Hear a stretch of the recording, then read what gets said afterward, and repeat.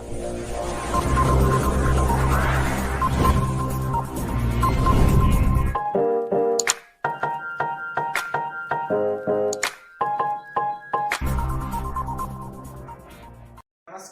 आप देख रहे हैं यंग तरंग और मैं आपके साथ अवनीश शर्मा। आज हम बात करेंगे कोरोना की दूसरी लहर पर, जो देश में कोहराम मचा के रख दिया। बड़े बड़े नेता कहते थे बेड की व्यवस्था कम नहीं होगी, ऑक्सीजन की किल्लत नहीं होगी। अगर वाकई में ऐसा है तो लोग अस्पताल के बाहर क्यों मर रहे हैं बिना ऑक्सीजन के? ऑक्सीजन लेने के लिए लोग लंबी लंबी कतारों में लग रहे हैं, पैसा देने में भी सांसें नहीं मिल पा रही है। आखिर राजनेताओं और स्वास्थ्य व्यवस्था का क्या है मजरा, आज हम आपको दिखाएंगे इस रिपोर्ट पर।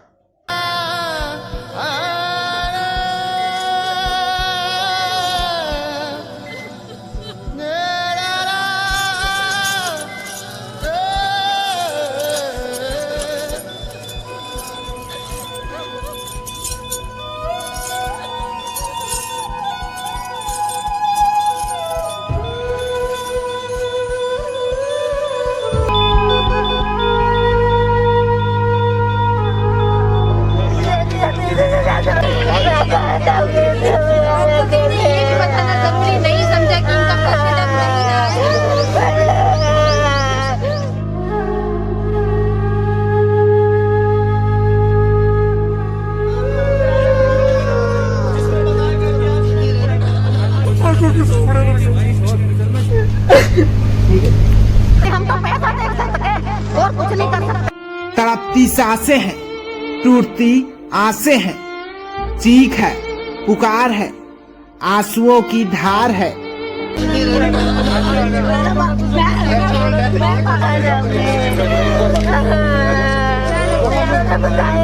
सांस सांस का संकट है, संघर्ष है जिंदगी का, निकल रही है जान यकीनन, पूरा मुल्क है परेशान। कोई परेशान है कोरोना के टेस्ट के लिए, कोई परेशान है अस्पताल में बेड पर रेस्ट के लिए, तो कोई परेशान है आईसीयू के लिए, तो कोई वेंटिलेटर के लिए।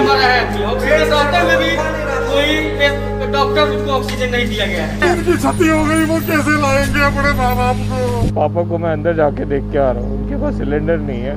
कोई सुनने को राजी नहीं है, ना कोई बात करने को राजी है कि हमारे पास नहीं है, हमारे पास नहीं है। और रोते बिखरते झटपटाते तड़पते किसी की जान चली जाए तो अंतिम संस्कार भी इस मुल्क में परेशानी के सबक से कम नहीं है।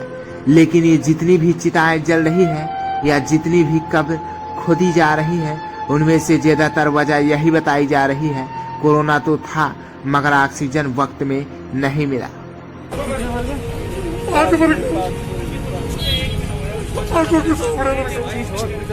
तो इन्होंने पूरी करनी थी, हम तो पैसा दे सकते हैं और कुछ नहीं कर सकते। और इस बुरे हाल में पूरे देश का कोई कोना छूटा नहीं। छोटे मोटे शहरों को तो छोड़ दीजिए, जब राजधानी दिल्ली में ऑक्सीजन की किल्लत हो जाए तो समझ लीजिए स्थिति कितनी बिगड़ाल हो चुकी है। हर पल किसी न किसी अस्पताल से एक खबर आ जाती है कि 1 घंटे 2 घंटे अरे नहीं 3 घंटे की ऑक्सीजन बची है। और जब गंगाराम सुपर अस्पताल में, जहां बड़े बड़े नेता अस्पताल में अपना इलाज करवाते हैं, वहां तक ऑक्सीजन की कमी से मौत हो जाए तो हालात का अंदाजा लगाना किसी के लिए मुश्किल नहीं रह जाता। और इस पर भी आलम है कि दिल्ली सरकार और केंद्र सरकार साझा सहयोग से ऑक्सीजन की कमी दूर करने के बजाय दोनों ही सरकारें कोर्ट में लड़ाई लड़ रही हैं। और सच भी यही है कि वक्त को कोई नहीं चेता, न केंद्र सरकार ना ही दिल्ली सरकार के केजरीवाल ने नींद तोड़ने की कोशिश की है।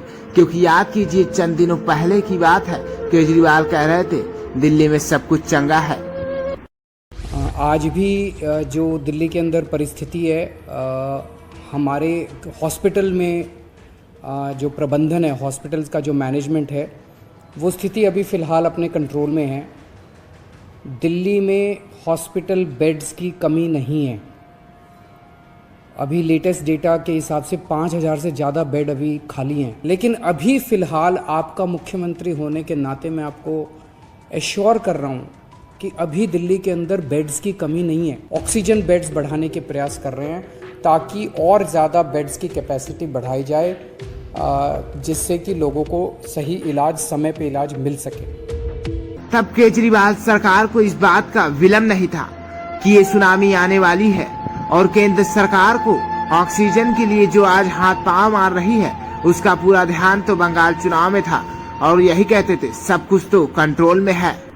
सारे देश ने 15-20 लाख से ज़्यादा डेडिकेटेड कोविड के बेड्स क्रिएट कर दिए। सारे देश में PPE kits, N95 mask, ventilators, पर्याप्त टेस्टिंग के लिए लेबॉर्ट्रीज, पर्याप्त टेस्टिंग के लिए किट्स और बाद में अभी वैक्सीनेशन, ये सारी चीज़ें हम लोगों ने एक साल में क्रिएट की।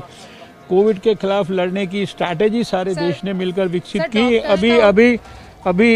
अभी जो है हम लोग ये एसेस कर रहे हैं कि हमें और क्या क्या चीज़ें हम लोग और एडवांस में भी स्ट्रेंथन कर सकते हैं। Bureau report Avneesh Sharma, Young Tarang. तो देखा आपने, कोरोना ने दूसरी लहर में देश की स्वास्थ्य व्यवस्था को झकझोर कर रख दिया है। ऐसी तमाम खबर देखने के लिए हमारे चैनल को सब्सक्राइब करें व वीडियो को लाइक शेयर जरूर करें और देखते रहें सिर्फ यंग तरंग, सच की आवाज पर।